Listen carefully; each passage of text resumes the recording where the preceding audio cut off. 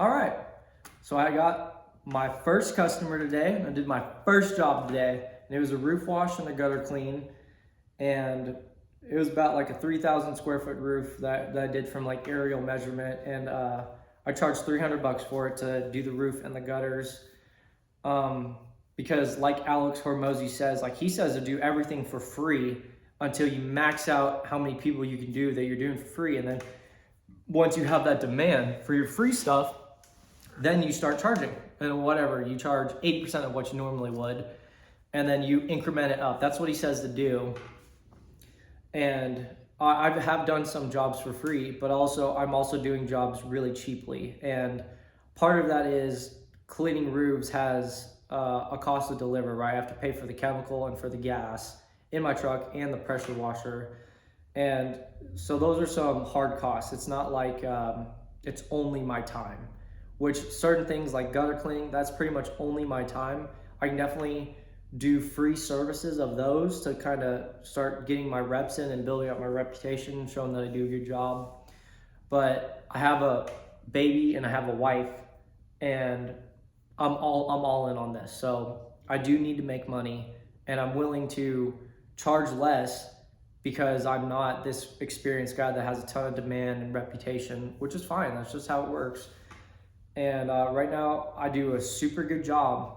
Well, I mean, I'll always do a super good job, but I really focus. Like, I did this roof wash today, and it took me about 3 hours, and I was just really making sure that I killed all the moss. I scrubbed everything, cleaned out all the gutters really well. I cleaned their concrete off to make sure there was no moss on it. I sprayed the gutters down. If there was any dirtiness, I sprayed the house down a little bit, and I made sure I rinsed all the vegetation a lot, just to really make sure I earn that 5-star review. And the homeowners came out, they were so happy. It made me feel so good. It made me feel so good that they were so satisfied with the job, and that they are getting their money's worth. They paid me, they gave me a 5-star review. They said they're gonna give me a bunch of references. I already have an estimate pending from them. Like within 5 minutes of me completing that job, I already got a text about someone asking for an estimate. So it's just a blessing. That's, you do a good job, you show up on time, and you're a man of your word, and people care about that. That's what really matters. And so it's awesome. So anyways, couple big mistakes that I made when I was washing the roof as I'm learning how to do this efficiently. On the front half of the roof, I sprayed it all down with chemical first. Mistake number 1, don't spray it all down with chemical first.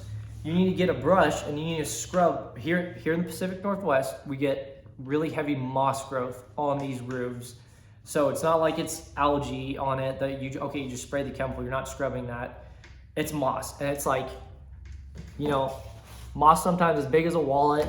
Most of the time it's like this AirPods case. That's how much moss there is, how thick it is. And there's a bunch of those clumps. So what you get is, I got a soft bristle brush. I got like an 18-foot extension pole brush, so I don't have to go on sketchy parts of the roof to scrub. And you just scrub it off. You just scrub it down and you push it down into the gutters, or you just scrub it, whatever. And then I got a leaf blower and I blew it off into the gutters. So mistake number 1, don't spray the chemical first, you brush it off first. And then mistake number 2 is that I blew the gutters out. I don't know what I was thinking, but all the moss, guess what, is in the gutters. So why are you gonna blow it out of the gutters onto the ground, Levi? Why would you do that when it's literally collected for you? All you gotta do is dip your hand in there and pick it up to clean up the moss. So I blew all the gutters out on the front half of the roof, and I was like, oh, that was dumb. I could have just grabbed it out of the gutters and put it in my bucket and, been done. But then I blew it onto the ground. I had to pick it up off the ground, sweep it up, then spray off the concrete because I got moss kind of smushed into the concrete. Very inefficient. And then I was very inefficient with my spray pattern. This is mistake number 3. When you're applying the chemical, less is more, right? Because you apply it and it starts running down the roof. So I was applying a bunch and I just got huge streaks running down, you know, right into the gutters. And I was wasting a bunch of chemical. That's not doing anything, right? It's just running straight off into the gutters. There's no point in you putting it on it right at that point. So I would just start spraying a little bit, and I was evenly applying it with my fan tip because I was using a shooter tip a lot at first. I definitely want to use the fan tip as much as I can to get the most even spray.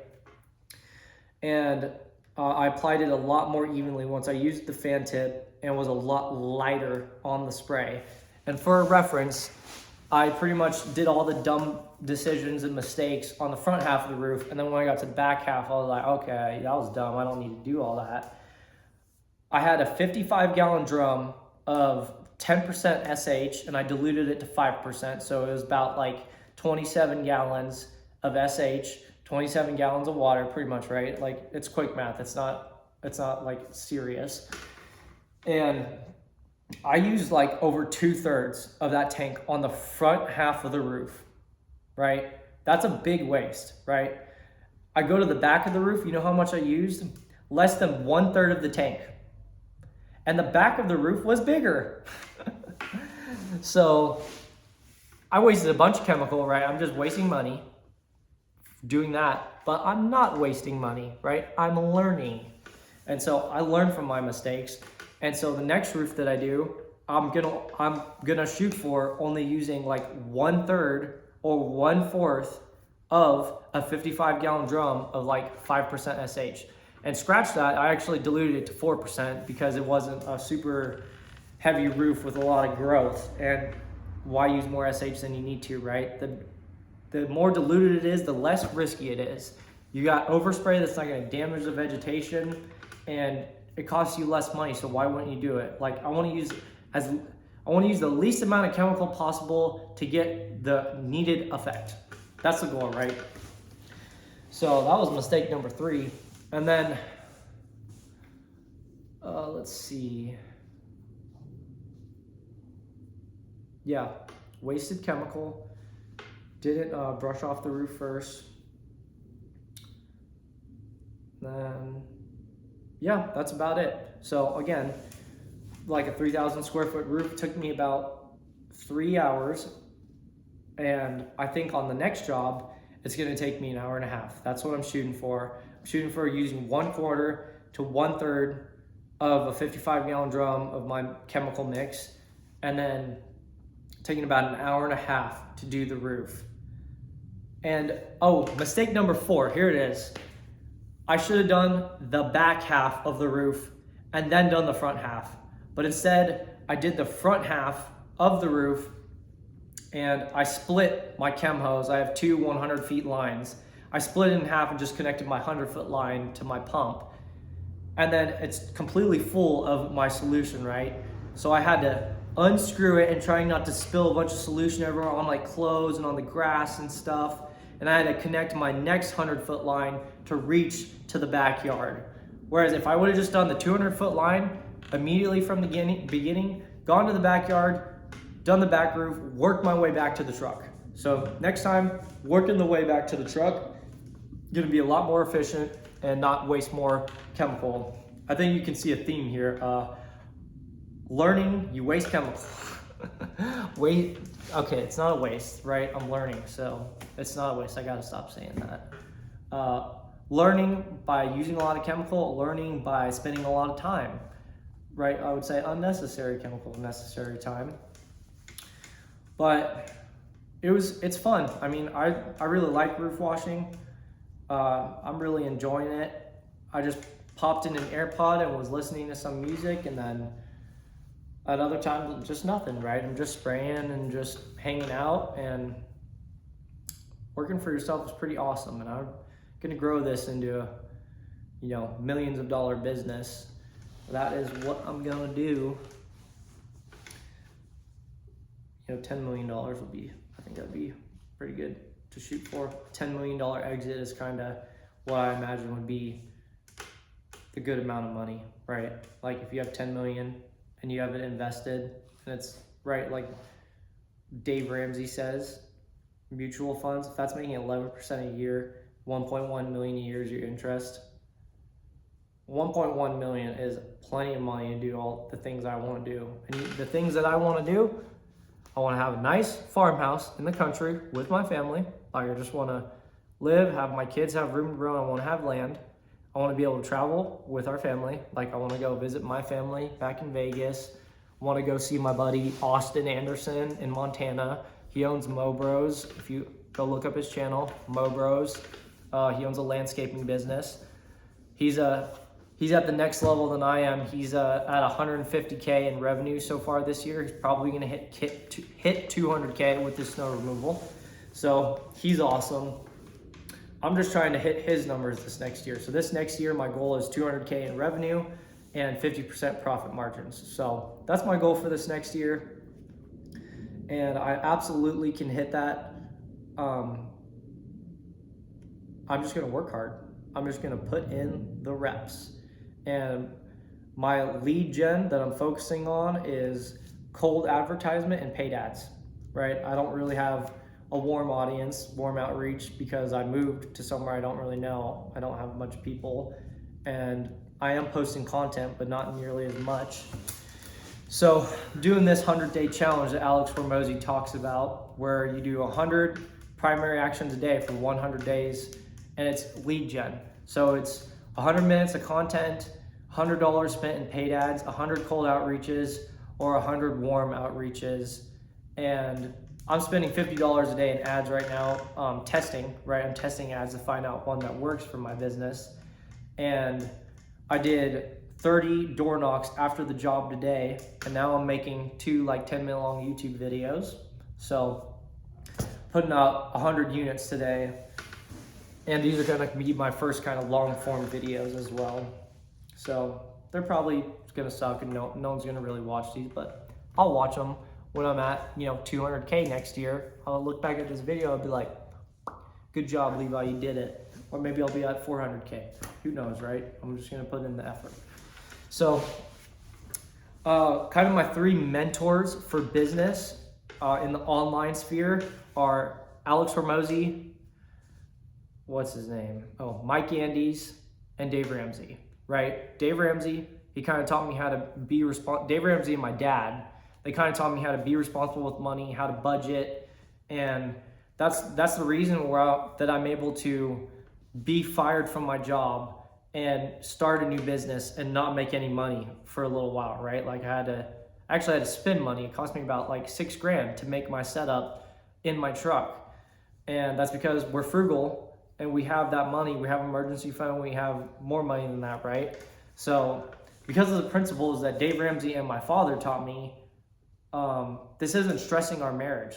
Me getting fired from this job has made our marriage better. I'm not working 90 hours a week, right? Like I'm bootstrapping this business and I have total freedom. Like I can go and knock on 200 doors and then I can come home for lunch and see my daughter and see my wife and help her out. You know what I mean? So it's awesome. And so just being smart financially, responsible financially has made a huge impact on my life. So if Dave Ramsey ever sees this, probably won't, but thank you, Dave Ramsey. And then I know my dad will probably see this, so thank you, Dad, for teaching me those things. Next, Mike Andes. Austin introduced me to Mike Andes, and Mike Andes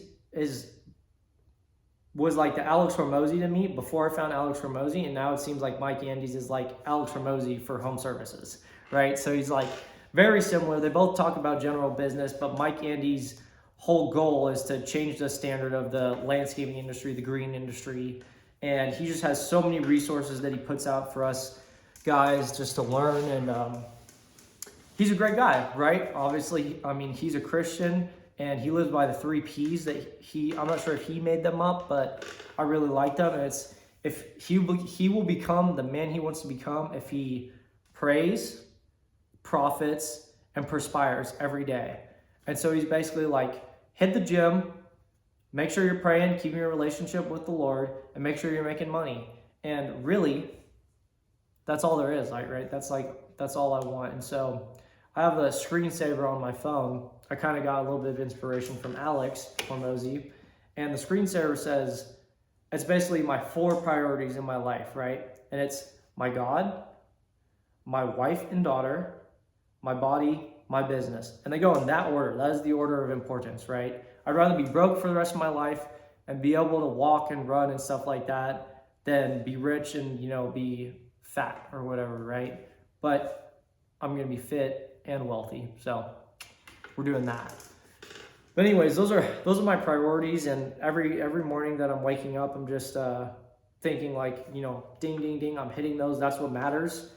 And then obviously there's other things like I like playing my guitar. I like reading and other things too. I like spike ball, right? Like I'm a young guy. Of course I like spike ball, but anyways, that's what Mike Andes taught me. And then Alex Hormozy has probably been the most impactful for my business, like for my mindset. Just the amazing amount of content that he puts out and the quality of the content is awesome. So I consume a lot of his videos, and his podcast, The Game, is I think the best business podcast, and it's the best business podcast I've ever listened to. Don't really care if you care about my opinion. I'm just talking, But I bought all 3 of his books, $100 million offers, $100 million leads, $100 million money models, and finished offers and leads. I've been focusing on crafting my offer for my business. And obviously I've finished leads because I'm talking about these 100 outreaches a day for 100 days.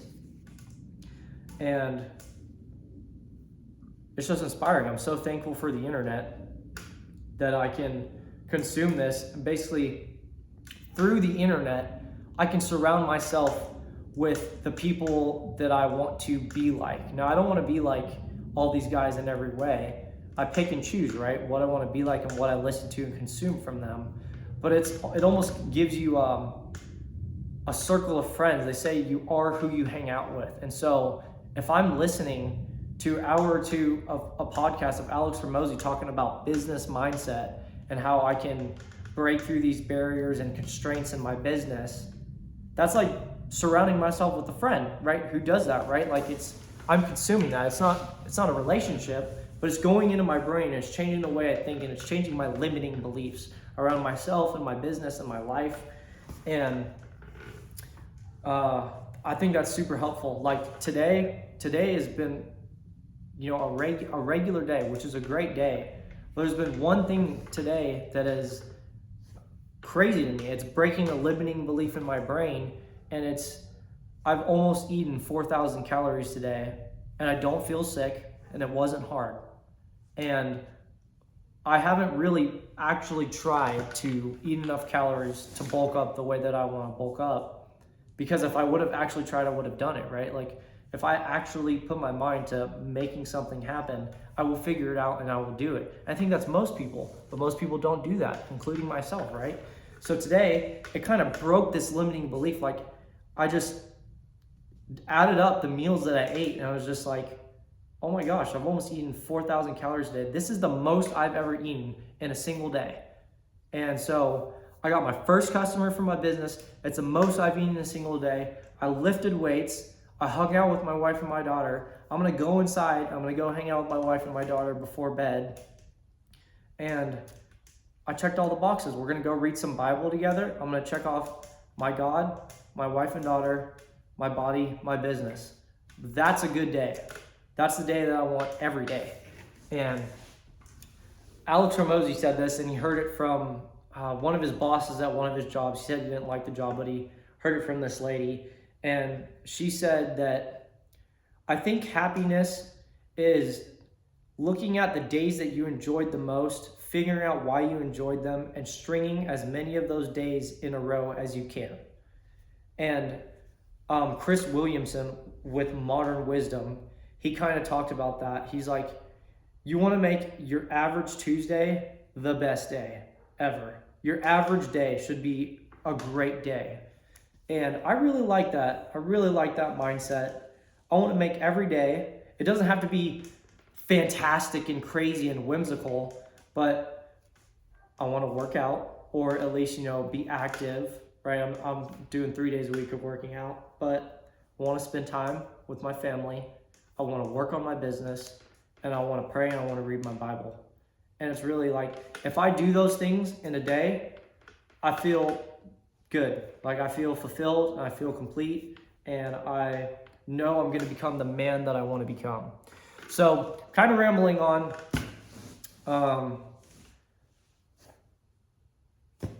That's all I got to say. If anybody watches this, thank you for watching. Like and subscribe if you stayed around this long. Probably not, but if you stayed around, comment PNW EC, right? PNW Exterior Cleaning. That's kind of my acronym for it. That will tell me if anyone even watched this to the end, which doesn't really matter, right? Because I'm going to look back at this. But you guys have a great night. Keep working hard. Let's get it.